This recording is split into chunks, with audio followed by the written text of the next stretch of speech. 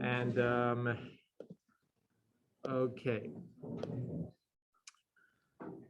So the first quadratic surface, which we've actually seen before, is the ellipse.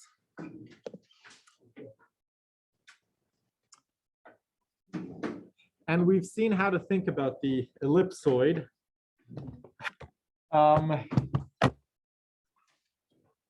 So we actually have a nice GeoGebra package over here that the class coordinator created. And I'm gonna try to see if I can send this to everyone or post it on Canvas. But just to see what it does, let's wait for it to refresh. So over here you have an ellipsoid, and what you can try to do is you can try to see how different planes, so let's say this would be the plane x is equal to negative 3.7 right over there. So you can try to see how that plane, as you shift it, starts intersecting your ellipsoid and creates this ellipse right over here. So the red plane over here is your x plane. So that's the plane x over here. And as, let's say, x is 0.1, you have this ellipse over here. And, and this is for the general equation of your ellipsoid given down here. But it's kind of hard to see, so it's easier to see the equation if we go to, let me just, yeah, if you go to here, and this would be the general equation of your ellipsoid.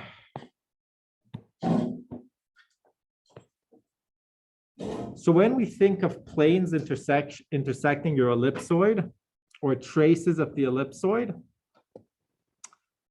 we can try to think about, for example, setting z equal to 0. So that would create a trace, and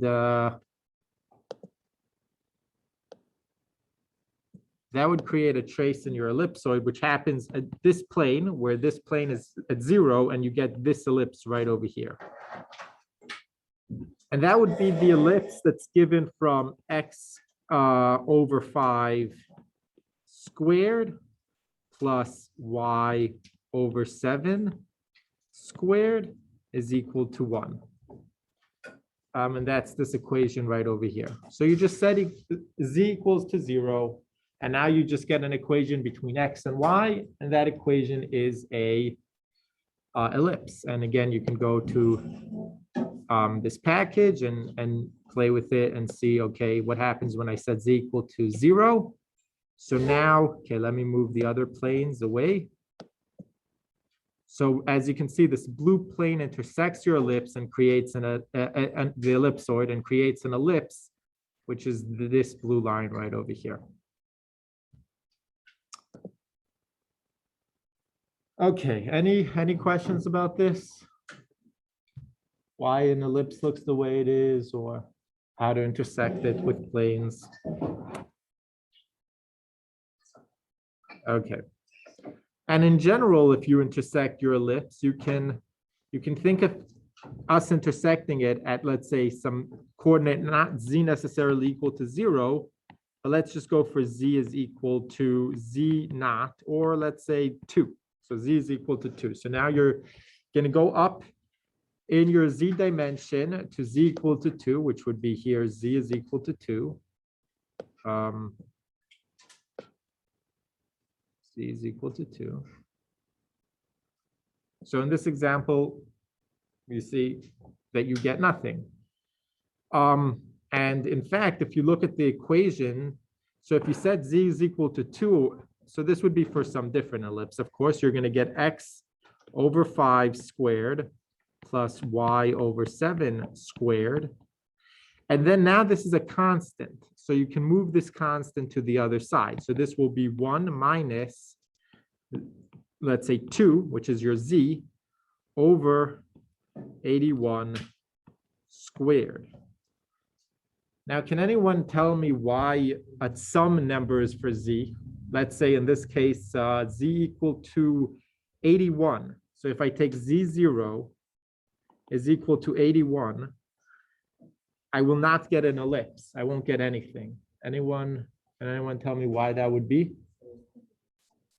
Yeah, because you would have x squared plus y squared is equal to 0, and that's like a point. Or if it's bigger than 81, then you're going to have some two numbers that are positive or equal to some negative number, and that's just impossible. And that's why in this example, when z is very big, you suddenly don't get anything. And similarly, if it's very small, so very big or very small, you don't get anything. And there's just some sweet spot where you get these ellipses. And same thing for the y. So there's some places where you're too positive or you're too negative, you don't get anything. And yeah, again, you should be able to read that out from the equations themselves. So which points for your x, y, and z planes will you suddenly not get anything? Okay. The next thing to consider, so they go for hyperboloids. Let me go and see. Yeah, okay, fine. Then parabolas. Okay, hyperboloids of 2 sheets and hyperboloids of 1 sheet. So again, the easiest one to remember here is the ellipse. Just x squared plus y squared plus z squared is equal to some number. That gives you your equation for your ellipse. And it's probably the easiest one that you can just remember. Then for the hyperboloids, the way to remember how these shapes turn out is to try to remember how ellipses, parabolas, and hyperbolas look in 2 dimensions. And then if these equations fit that type of description, you know which you can try to guess which one of the equations you're looking at. So let me go down here a little.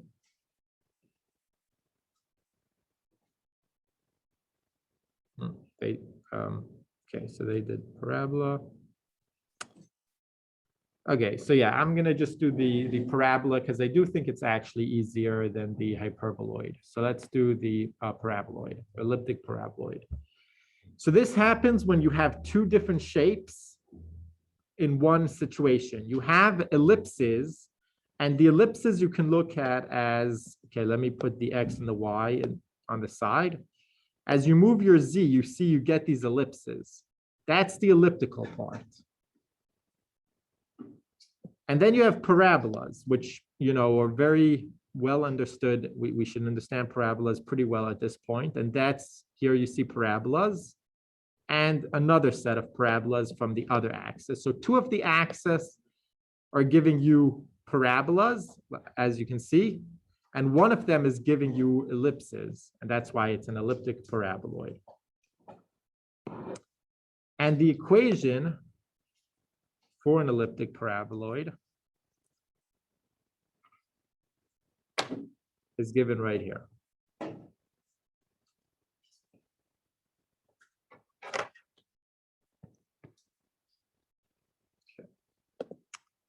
So the elliptic part of this comes in the z dimension, and that happens because you get something of the form.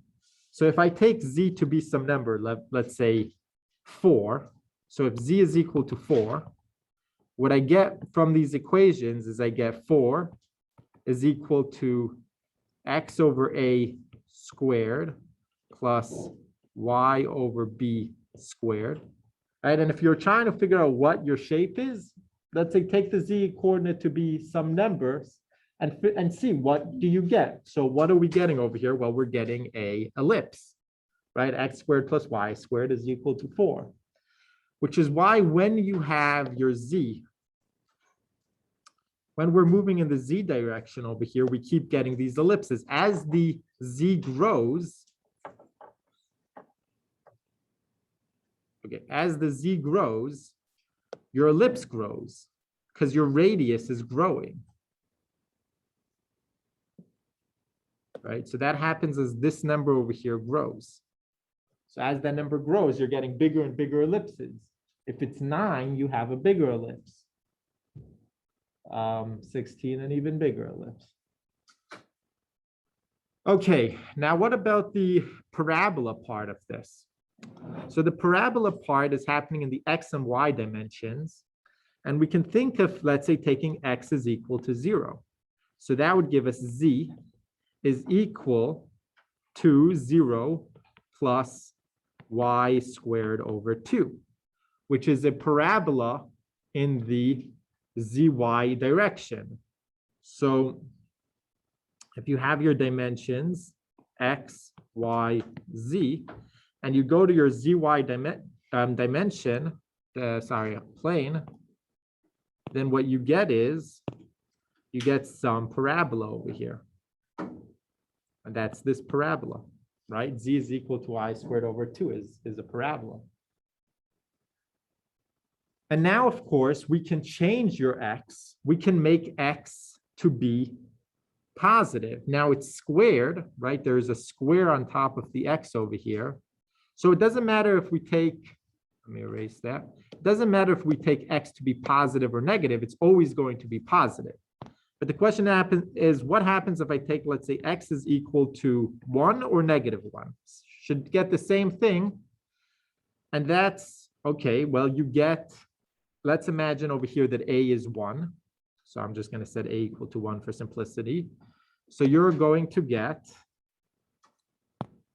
1 plus y squared over 2. Again, this is a parabola, but now you're moving up. So as you go in the x direction 1, you get another parabola that maybe looks something like this. Or as you move in the x direction to negative 1, you get the same exact parabola. So let's go back here and take our z away.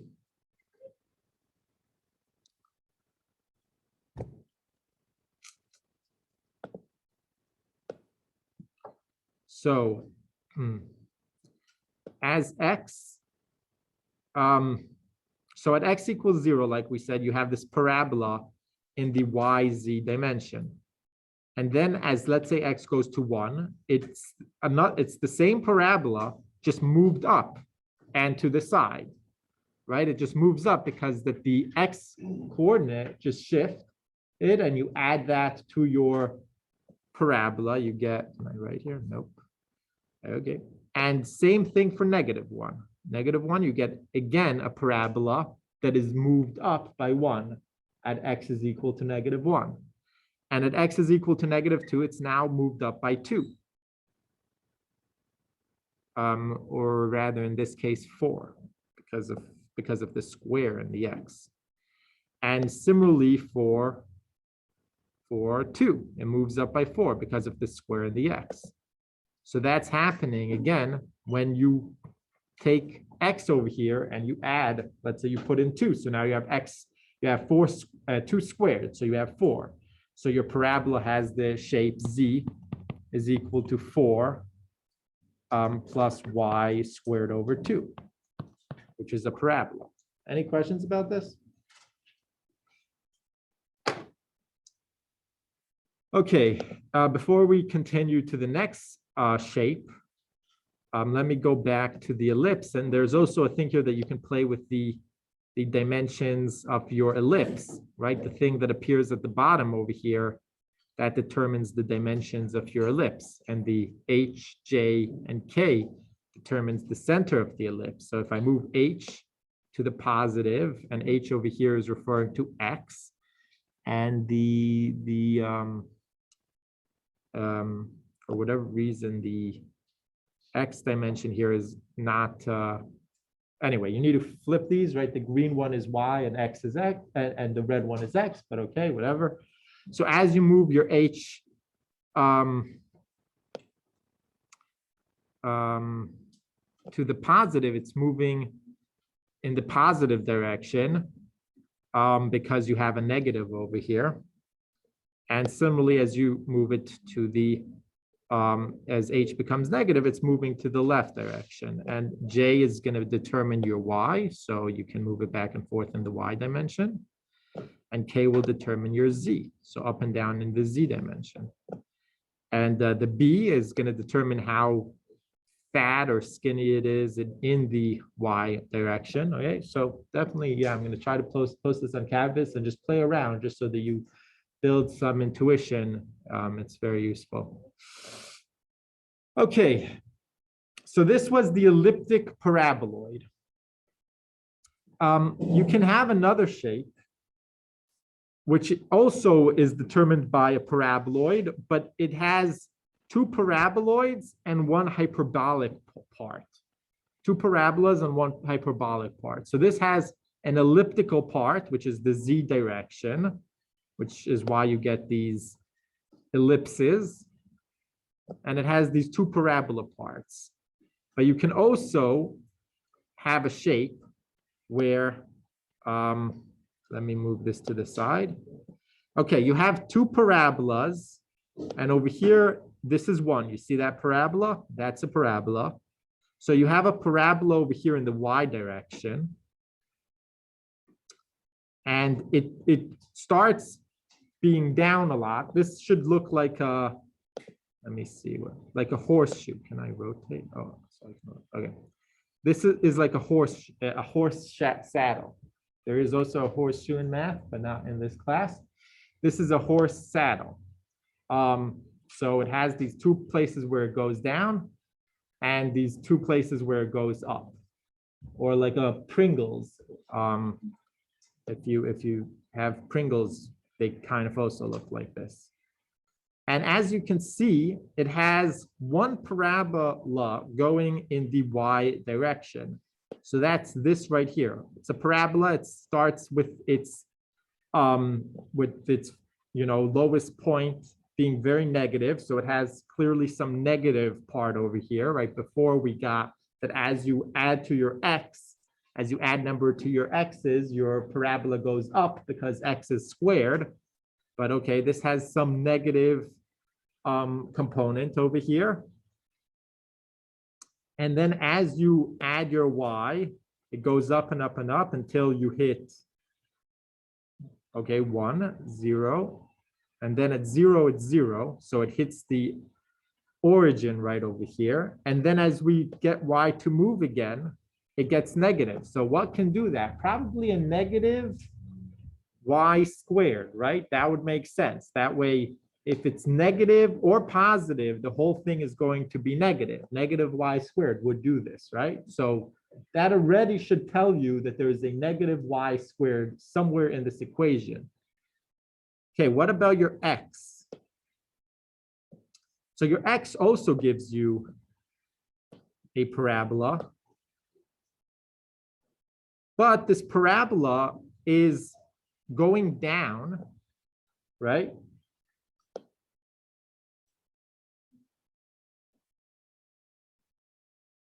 So, but it's in terms of its high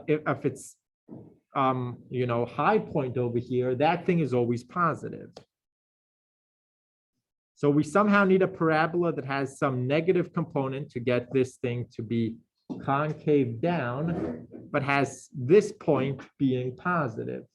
Okay, so those are your two parabolas. Again, in your x direction, you have this parabola, and your y direction, you have this parabola. What about your z direction? Well, that's where the hyperbola comes in. And that's right there, a hyperbola.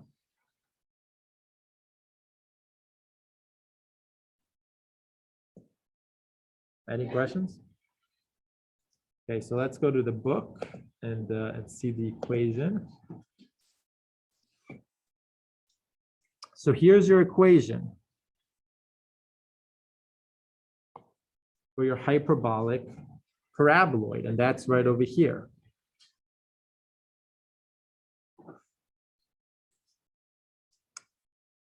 Okay, so let's try to understand it.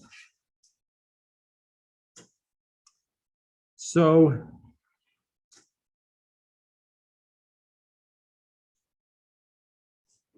I don't think what they're saying is useful. So when we have this equation, z is equal to, let's go with it being simple. So a and b should be 1 over here. Z is equal to x squared minus y squared. So why does the z keep giving us hyperbolas? Well, if you take z to be, let's first take z to be 0. So z is equal to 0. You get x squared is equal to y squared, and those are just two lines. So if we go here and we set z is equal to 0, give it a second. See, we get two lines.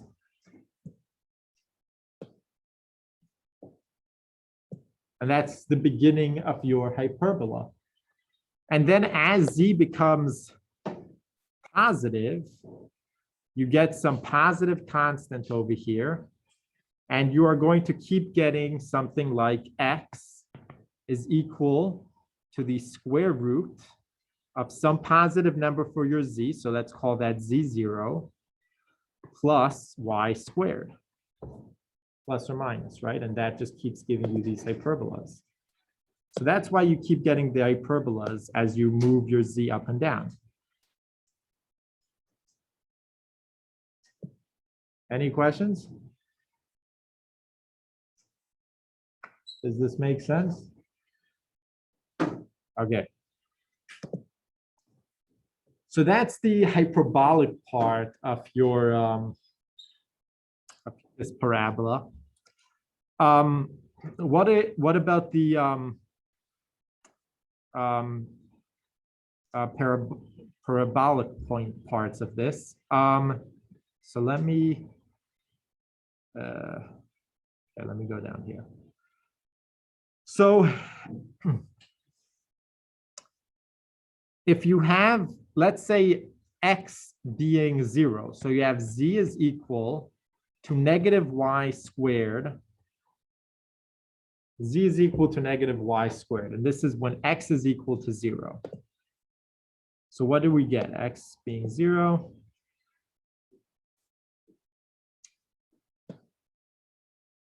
And you get this parabola that's going down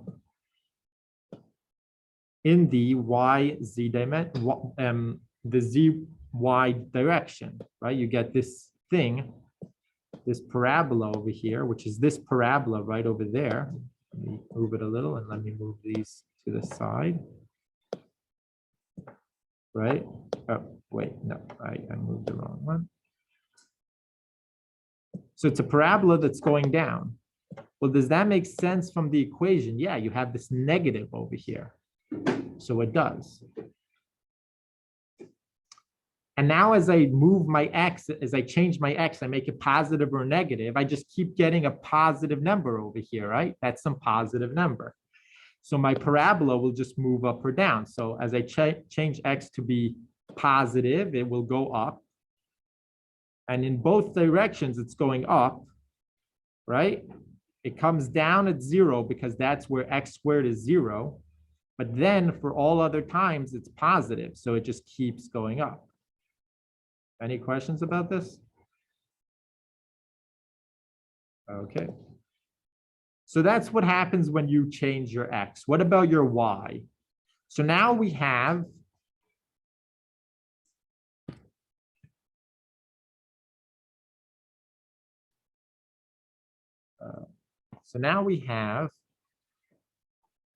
z is equal to x squared, and I keep changing my y. So let's go with minus some positive number, y0, where y0 is positive because y is squared, right?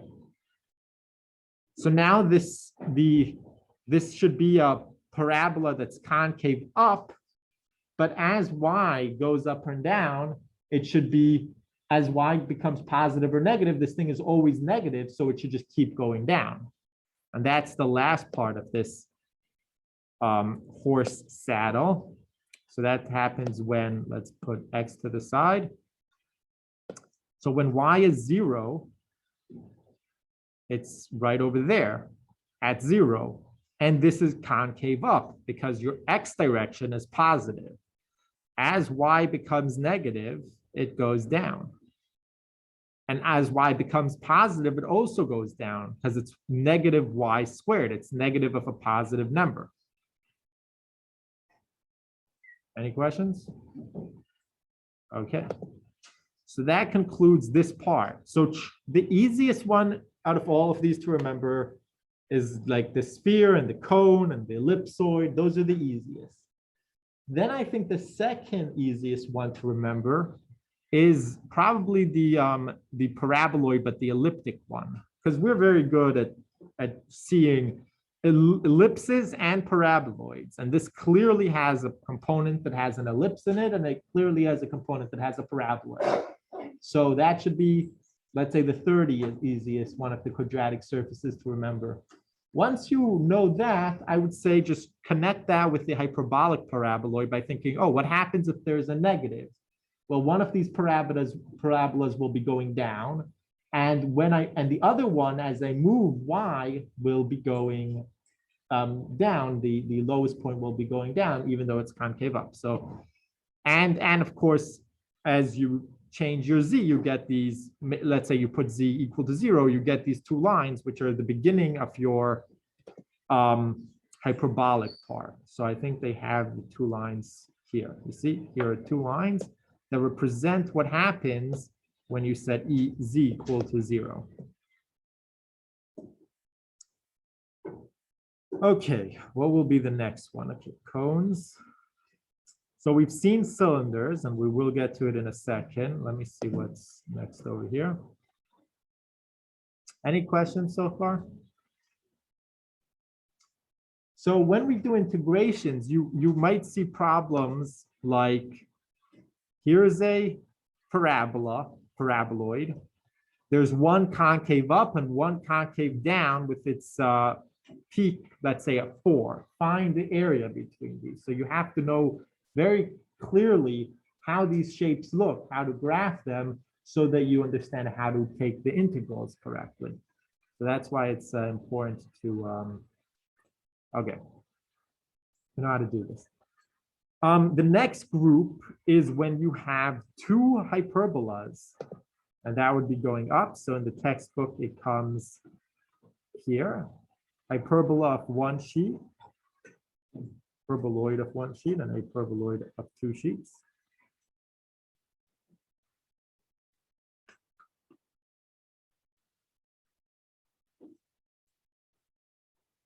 Okay.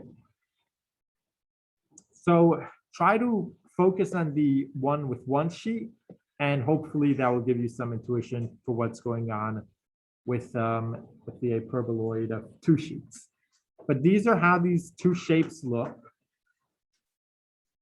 And again, we can try to understand why by looking at the traces. So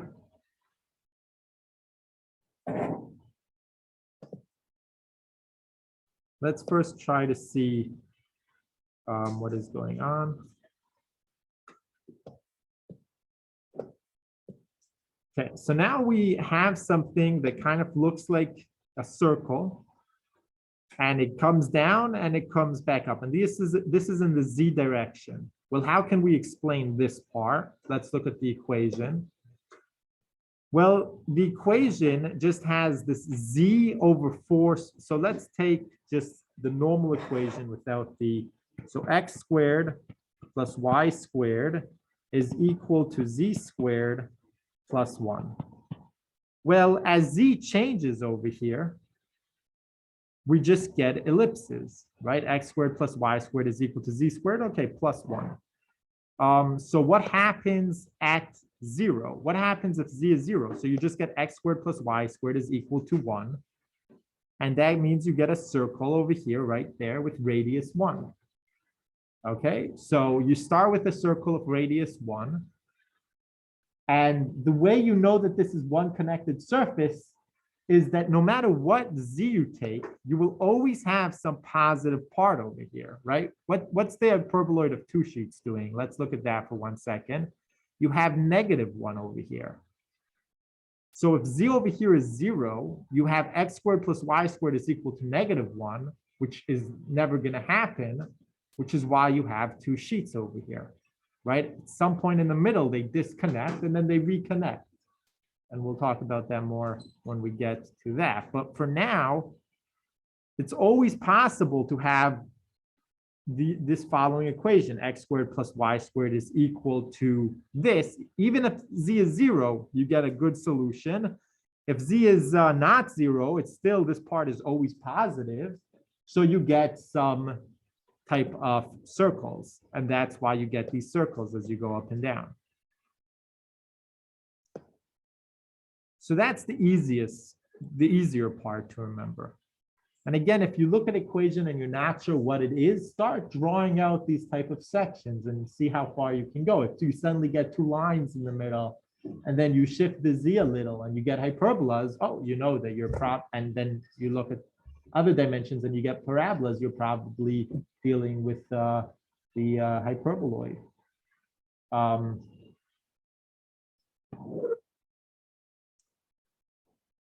Okay, so here you get your circles from the z direction. Let's move that to the side. In both other directions, you're getting sorry. Okay, whatever. In both other directions, you are getting hyperboloids, hyperbola, right? So in this direction, we see a hyperbola, and right at the middle, you get two lines.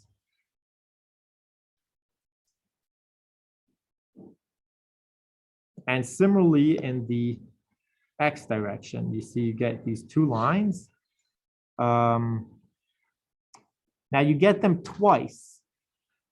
Can anyone think about why, in this case, the lines are not crossing at 0, but rather you have these two lines at the intersections of this circle with radius 1. But they're not crossing at 0 because of the +1, exactly. So you get an intersection. Let's go down to this one. You get an intersection over here when you take, let's say, z is equal to 0. So if you take z is equal to 0 over here, you get x is equal to y, right? And x is equal to -y. That's what happens if you take z is equal to 0 over here. But now if I take x is equal to 0 in my current example, because I have this +1, I don't get, so I get 0 over here. I don't get just x is equal to y. I get x squared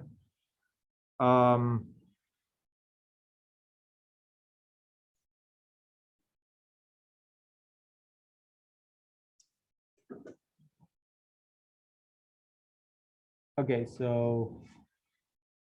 it's actually not directly intuitive from these equations. Okay. But you do end up getting these two lines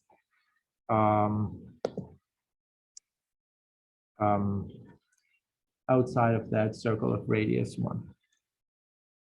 Okay. And so then in general,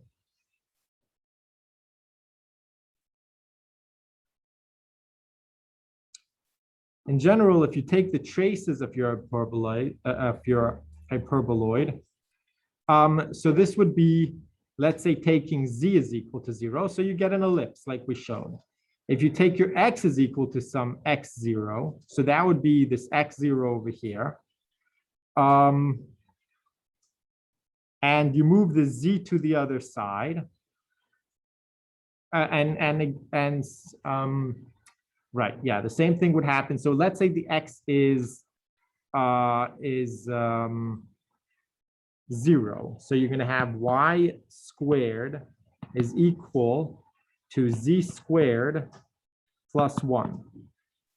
Okay, and then if you take the square root, you're going to get y is equal to plus or minus the square root of z squared plus 1, which kind of behaves like a line. Okay, But then in general, if you take your x to be some fixed x, you're going to have this equation minus x0. And that just gives you different hyperbolas. Or in general, you would have this, which will give you a hyperbola, and then some constant over here. And similarly in the y direction, you're going to get this, which gives you some hyperbola, and then this, some constant over here. And that's how we get these two hyperbolas in the x, y, and in the YZ and the XZ directions. And then in the XY direction, you get these circles. Any questions about this?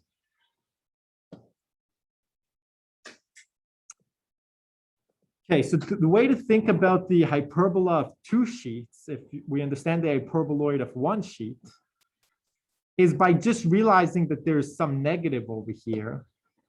And that's why we get some break. Once that happens, we still have hyperbolas and this one ellipse for the same exact reason as before. Same reason we're going to have two hyperbolas and one ellipse. It's just that you get this break over here because of this -1, because sometimes this is not positive, and when that happens, you have some positive number over here and some negative number over here, and those equations will never be satisfied. And that's what we have over here. So again, if we move the x and the y to the side, and we play it in the z direction, we get these ellipses. Just there's a point where they disappear because suddenly your z side became negative. Let's say your z is, I don't know, half or something like that. So you get something negative, and then it appears again. Okay, and then in the other directions, you still have the same hyperbolas as you had before with the same exact reason because of the hyperbolas that you get in your equations. You move this z to the other side and you have that negative, and that negative is what gives you your hyperbola. Okay, so as long as we know how to see ellipses, how to see parabolas, and how to see hyperbolas, none of this should be too difficult. And I would say the harder one out of all of them is the hyperbolas. So if you need help with that, there is a sheet that I added, which should have some information about that. And there are also a lot of online resources, or we can talk about it directly. But again, it's because of this negative part that you get your hyperbola. Yeah, maybe not in that exact example, but okay. The next one, the next thing that we want to do is an elliptic cone or cones, something that looks like this.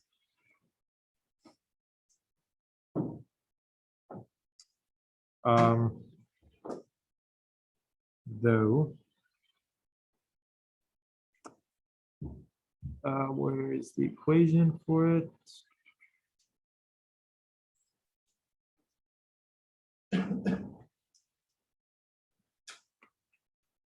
Oh, right here. So the reason we get an elliptic cone from this equation is that in the z direction, you have these ellipses for the same exact reason that we saw so far. If I just take z equal to 0, I get a point. If I take z equal to 1, I get an ellipse with radius 1, and so on and so forth, assuming that c is 0, and so on and so forth. Now, in the other direction, I seem to get lines, and the question is why is that? So we can imagine, let's say y being 0, so you get x squared is equal to z squared, which gives you x is equal to z, or x is equal to -z, right? And those are lines. That's how we get lines. So these, and similarly in your z direction, if I take x equal to 0, I get y squared is equal to z squared, which again gives us lines. So whenever we get something like this, y squared is equal to z squared, or x squared is equal to z squared, we're getting lines. And that's how this cone appears. That is why it appears, because that if I set either x or y to 0, I get something that is satisfied by lines. So let's go here. Okay.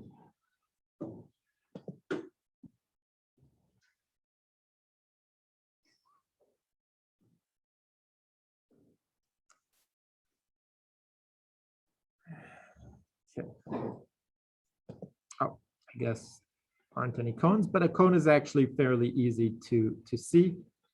Okay, and then the other surfaces that we might see are again some combination of things that we already saw. So for example, you can see a cylinder, which we already saw, right? You take a circle and you don't have any restrictions on the z dimension. So it goes plus or minus in the z direction to infinity. And so that's why you get a cylinder. You can see an elliptical cylinder, which happens if instead of taking a circle, you take an ellipse and you let that go up and down to infinity, and then you get an elliptical cylinder. You can get a hyperbolic cylinder, and that just happens when you take a hyperbola and you let that go up and down to infinity. So again, we don't restrict the z direction, and so that's what you get. Or you can, of course, get a parabolic cylinder, which just happens if you take a parabola and you let that move up and down to infinity, and you end up with a shape that looks like that. So in summary, what we've seen is, well, the easiest shape to remember, I think, or one of the easier ones, is the ellipsoid or the cylinder. Or so the cylinder, pretty straightforward. The elliptical cylinder, pretty straightforward. The parabolic cylinder, also very, right? You take a parabola and you just move it up or down, nothing crazy. And also the hyperbolic cylinder. So all those are fairly straightforward, and so is the ellipse. Then I would say the next one is the paraboloid and the elliptical one, where you have ellipses, one ellipse, and two parabolas. And that is you get from this equation, and you can again play with the equation to see why you get two parabolas and one ellipse. The next one to remember is the hyperbolic paraboloid. And it's very similar to the equations of the paraboloid, but instead of an elliptical part, you have a hyperbolic part. So we have two parabolas, right? One of them concave up, one of them concave down. And again, you can play with the equations to see why. And then one hyperbola. Then the cone, also very easy to intuit. You have these ellipses going in the z direction, and then lines going in the other directions where we set y is equal to 0 or x is equal to 0. Okay, and these are fairly straightforward. So then the only ones I would say that are really tricky are these three: the hyperbolic paraboloid, and then the hyperboloid of one sheet, and the hyperboloid of two sheets. And again, the hyperboloid of one sheet is again made out of two hyperbolas and an ellipse. So you have an ellipse going in the middle and then two hyperbolas. And the one of two sheets is the same thing, but because of this negative, there is some place where we just don't have any part of our surface. Our surface just disappears for a bit because we can't satisfy the equations. Okay.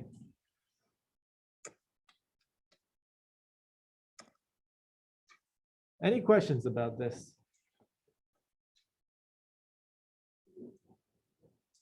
Okay, so let's continue just for a bit to talk about polar coordinates. So we know that in the XY direction, so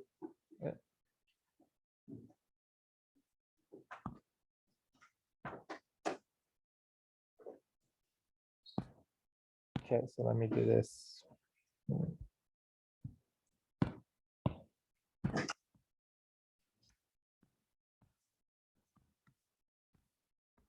Okay, I'll just do this somewhere else. Okay, let's do it here. So we know that in the XY direction, we have that X is equal to R cosine of theta and y is equal to r sine of theta, where again, you're in these two dimensions, x, y. And instead of writing every point in terms of the coordinate system x comma y, we want to write it in terms of r cosine theta, r sine of theta, right? So we can do this. And the r is the length from this origin to your point, and then the theta is your angle. Okay, now in 3 dimensions, we want to be able to do something similar. And there are 2 ways of doing it. One of them is called cylindrical coordinates, and that's given here. And one of them is called spherical coordinates. So cylindrical coordinates say the following. Okay, in the xy direction, do the exact same thing that we did before. X is equal to r cosine of theta, and y is equal to r sine of theta. So that tells you, here's your x, here's your y. That gives you this point over here, your theta and your r, and it gives you this point. But in 3 dimensions, there's also the z coordinate. What do we do with the z coordinate? So the cylindrical coordinates, the solution is to just put z. Z is equal to z. So now your coordinates take the form x, y, z goes, instead of writing x, y, z, we can write r cosine of theta, r sine of theta, and z. Right? And that will give you the same point. Your x and your y are being determined by r cosine of theta and r sine of theta, and your z is determined by just z. Okay, so then they do some examples, which is, let's say you have, okay, and instead of writing this at this point, we can now just have 3 parameters. We now have r, theta, and z. So from r, theta, and z, you can determine a point in 3 dimensions, right? From r and theta, you can determine a point in 2 dimensions. And then the z just tells you how high up you are. So that makes sense. So they ask us to convert. So find the xy coordinates, the rectangular coordinates, which is the xyz form, of the point P with cylindrical coordinates 2. So the radius here is 2, 3 pi over 4, and 5. So how do we do this? So, okay, we want to find our x. So x is equal to r cosine of theta. What is that equal to? So my r is 2, so 2 cosine of 3 pi over 4. That gives me my x. My y, I get my y by putting in 2, but now we use sine. So 2 sine of, r sine, whatever, which is 2 sine of 3 pi over 4. Okay, now anyone, what is my z equal? 5. Okay, and we're done.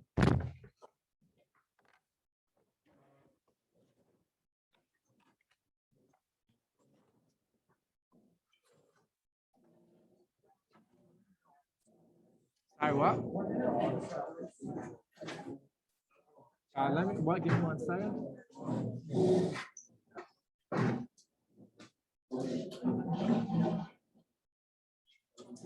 Did you get my email yesterday?